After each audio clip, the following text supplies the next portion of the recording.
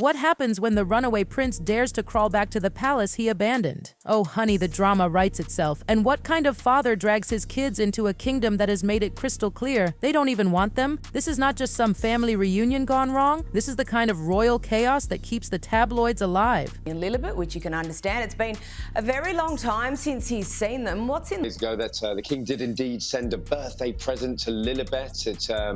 He has only met her once. It seems an awful shame, doesn't it, that the relationship between himself and Archie and Lilibet has been very, very... There is this underlying sadness, of course, because of the rift that the king is not seeing his grandchildren. I think he's only met Lilibet possibly once. And Archie only a couple of... The whispers started the second London heard Harry was flying back to the UK. And let me tell you, the palace went into sheer panic mode. This wasn't one of those secret slip-in and slip-out visits where the spare hides in the background. Oh no, this time the rumor mill went into overdrive. Why? Because Harry wasn't planning to come alone. Word spread fast. Archie and little Lilibet were set to tag along. That's when tension didn't just rise, it exploded through the palace walls. With his son has been very, very fractured over the last few years. And to the public, it sounds sweet, right? Grandkids visiting their grandfather, maybe a moment for family hugs. But behind the gilded palace doors, it was treated as a full-blown stunt. These kids have barely been seen in the UK, their ties to the monarchy clouded with mystery and drama from day one. Harry wasn't just packing a couple of toddlers, he was dragging years of unanswered questions, controversy, and scandal straight to Buckingham Palace. There they are, 7th and 8th, I think they are in line to the throne.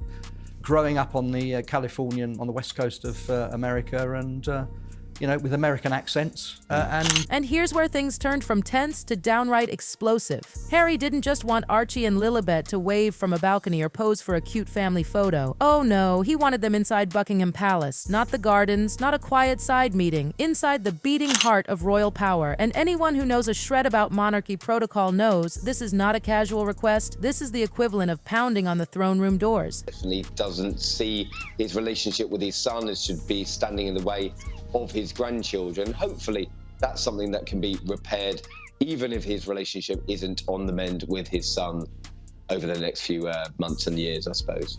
For Harry, it probably felt simple. These are my kids. They're the king's grandchildren. Let them in. But to Charles, absolutely not. To Charles, this wasn't a friendly drop-by. This was a matter of sovereignty, image, and ironclad protocol. Buckingham Palace is not just a house. It's an institution, a fortress guarded by centuries of unbreakable traditions. And Harry, of all people, should have known that storming in with demands would set every alarm off. And also for Thomas Markle, Meghan's father, that they don't see them. So that is the underlying sadness.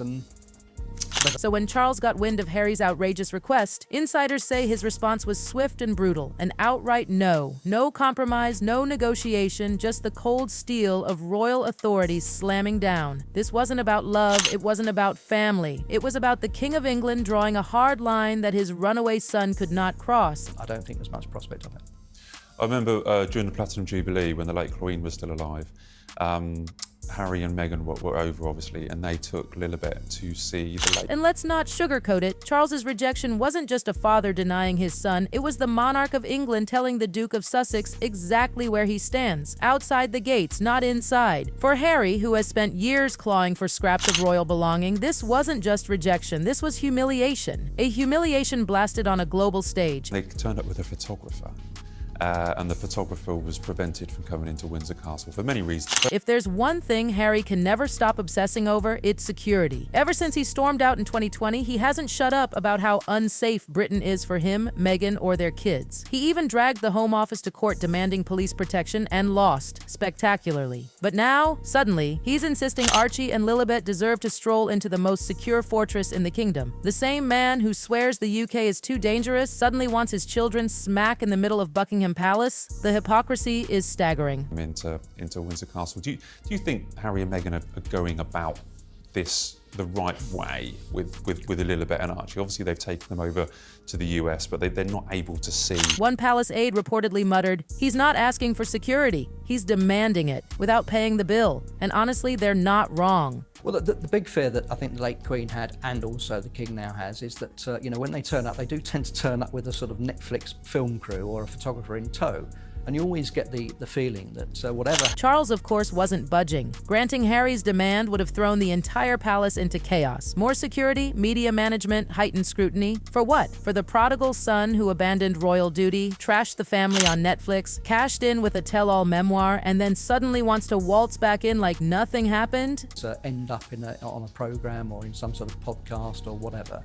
And that's the arrogance left even palace staff shaking their heads. Did Harry seriously think King Charles would toss centuries of royal protocol out the window just because he demanded it? This is the same Harry who burned every bridge on his way out, who paraded his grievances in front of the entire world, and now he expects a red carpet rolled out for his children at Buckingham Palace? It's breathtaking hypocrisy. He wants the perks of being a prince without the responsibilities. He walked away, he cashed out, he sold stories, but now suddenly he expects the palace to bend like nothing ever changed. As one royal watcher put it bluntly, Harry doesn't want reconciliation. He wants access. And oh, don't think this was just about Archie and Lilibet. Oh no. According to insiders, Harry also wanted financial support reinstated, plus full royal treatment for himself and Meghan. Think bows, curtsies, motorcades, the whole royal circus.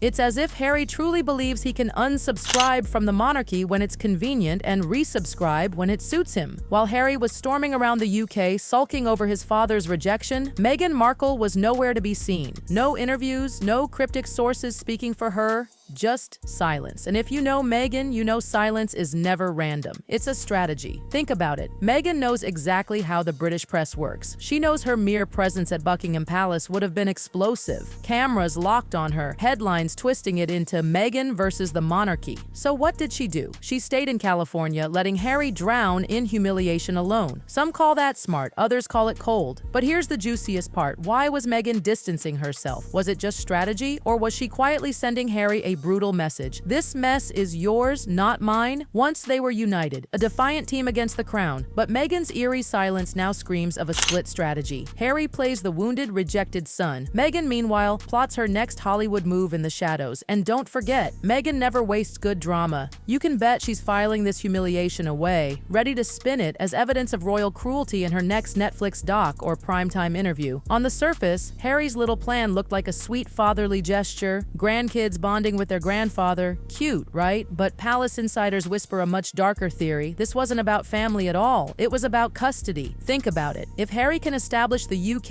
as a home base for Archie and Lilibet, it could tip the balance in any future custody battle with Meghan. Legal experts are already buzzing that this trip wasn't about royal bonding. It was about planting legal roots. If those children are photographed inside Buckingham Palace hugging the king, suddenly Harry has ironclad proof. Britain isn't hostile territory. It's home turf. And Charles, he didn't just say no, he slammed that door with force. He humiliated Harry, reminding the world exactly who wears the crown and who no longer has a seat at the royal table. Harry's rage isn't just about rejection, it's about pride, about being reminded in the harshest way possible that he is no longer prince of the palace. He's prince of nothing. Once upon a time, Harry and Meghan branded themselves as global icons of rebellion. Bold, defiant, a couple reshaping royalty. Now, they're reduced to outsiders begging for recognition, and the King of England made sure the entire world saw them put in their place. The irony of it all? Harry once held the palace keys in his hand. He was the adored younger son, the wildcard prince who the public cheered for, the one Diana's fans believed would carry her legacy of warmth and rebellion. And now, that same prince is standing outside the gates of Buckingham Palace, his nose pressed against the glass, desperate for entry. And let's not forget, this entire fiasco circles back to one central theme: Harry's inability to let go. He walked away from the monarchy, he shouted his grievances to the world, he cashed in with Netflix and memoirs, but still, he can't cut the cord. He wants the palace's approval, the crown's blessing, the royal embrace for his children. It's like an ex who swears they've moved on, but can't resist crawling back every time they see their old love glowing in the spotlight. Meanwhile, palace insiders whisper that Charles's rejection was more than a father protecting protocol. It was a king protecting history. Because Buckingham Palace isn't just bricks and mortar, it's the symbol of continuity. And allowing Harry's children inside those walls without addressing the swirling rumors about their births would have cracked open the monarchy's most sacred vault: legitimacy. And that's the ugly truth nobody wants to say out loud. Legitimacy. For centuries, the monarchy has survived on the perception of bloodlines, on the spotless record of who descends from whom. Every child born into the royal family is documented, announced, and displayed to the world like living proof of heritage. But Archie and Lilibet,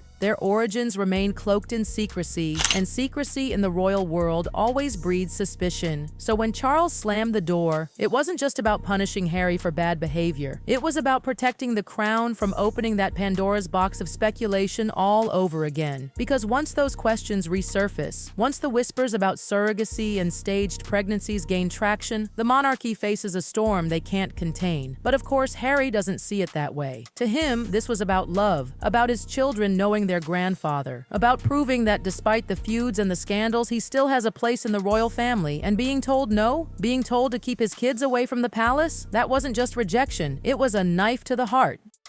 And if Harry's heart was bleeding, Meghan's silence poured salt on the wound. Because let's be real, Meghan isn't just sitting quietly in California out of shyness. She's calculating. She knows that if Harry looked humiliated alone, she could spin that narrative later as proof of royal cruelty. The crown versus the outsider, the cruel father-in-law versus the devoted mother. Meghan has always played the long game. And this silence, this was her most cunning move yet. Imagine the conversations in Montecito. Harry raging, pacing, replaying every word Charles uttered, while Meghan sips her tea, eyes narrowed, already drafting the next chapter of their brand story. She doesn't need to fight this battle in the open. She'll bide her time, collect the receipts, and unleash them when the cameras are rolling again. That's Meghan's way, but let's not underestimate the personal humiliation. Because for Meghan, this isn't just about Harry, it's about her children.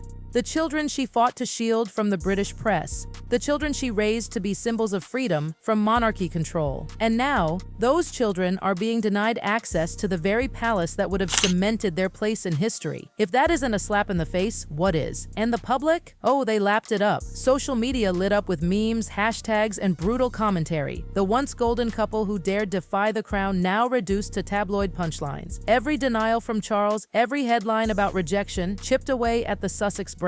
Suddenly, they weren't rebels. They were beggars. And in the cutthroat world of celebrity image, beggars don't inspire admiration. They inspire pity. And let's face it, pity is poison for Harry and Meghan. They built their empire on defiance, on commanding attention, on demanding respect. But the palace just reminded the world, without the crown, they're just another celebrity couple fighting for relevance in Hollywood. Harry's fury is about more than access. It's about identity, about realizing that no matter how many interviews he gives, no matter how many documentaries he sells, he will never be more powerful than the crown he abandoned. The crown always wins. And maybe that's why Charles's rejection stung so deeply. Because it wasn't just about denying entry to Archie and Lilibet, it was about reminding Harry of the brutal reality he can't escape. Once you leave the palace, you don't get to come back. Not as a prince, not as a son, not even as a father. So now, Harry finds himself at the lowest point yet. Rejected by his father, abandoned by palace tradition, mocked by the press, and quietly distanced from by his own wife. It's the perfect storm of humiliation. And you can bet, this won't be the last we hear of it. Because if history has taught us anything, it's that Harry never takes rejection lying down. He'll fight back, he'll lash out, and when he does, the monarchy will brace for yet another round of scandal.